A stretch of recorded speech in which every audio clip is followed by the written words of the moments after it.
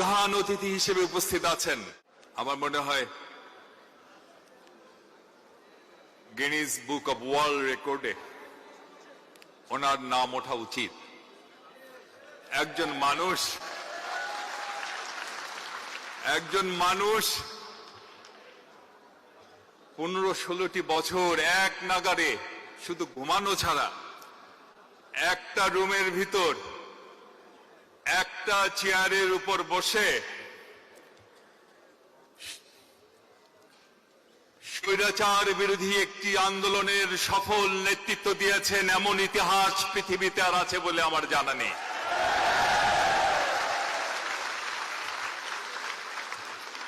তবে ওই ঘর এবং ওই চেয়ারটা, আমার মনে হয় time has come to say good bye.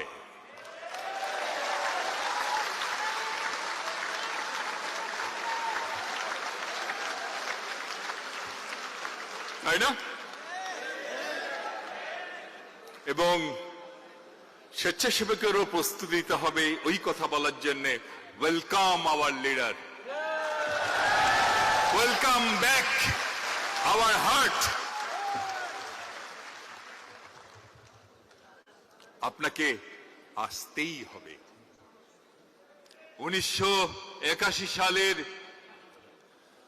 30 মে সেই ভয়াল রাতে বুলেটের এক ঝড় যখন আমাদের প্রাণপ্রিয় নেতার বুককে বিদীর্ণ করে দিল, সেই সার্কিট হাউসের সেই সিঁড়িতে যখন তিনি শুয়ে পড়লেন, তিনি চিৎকার করে বলেছিলেন, আমার মা, আমি তোমার মুখে হাসি ফোটাতে চেয়েছিলাম, ওরা আমাকে বাঁচতে দেয় নাই।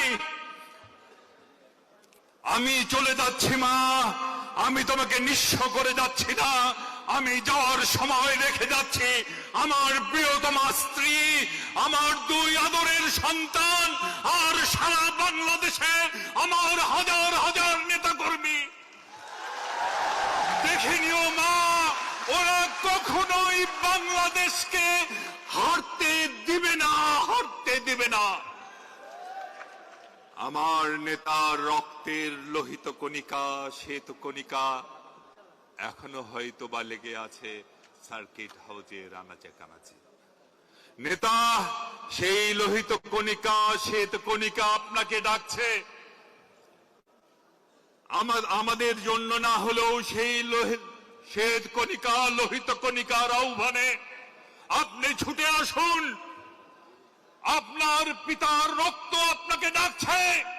না, খুনের বদলা খুন না। আমি জানি আপনি তা বিশ্বাস করেন না, কিন্তু যে স্বপ্নকে বক্ষে ধারণ করে আমাদের নেতা চলে গিয়েছিলেন, সেই স্বপ্নের বাস্তবায়ন করেই আপনি আপনার পিতৃ হত্যার বদলা নেন, তা আমরা বিশ্বাস করি। যা চেয়েছিল আপনার পিতাকে হত্যা করে পৃথিবীর বুকে আর কোনদিন বাংলাদেশ মাথা উঁচু করে দাঁড়াবে না, তাদের সেই স্বপ্নকে ধ্বংস করে দিয়ে পৃথিবীর বুকে বাংলাদেশকে মাথা উঁচু করে দাঁড় করিয়ে আপনি আপনার পিতৃ হত্যার বদলা নেবেন, এটাই আমরা সবাই চাই।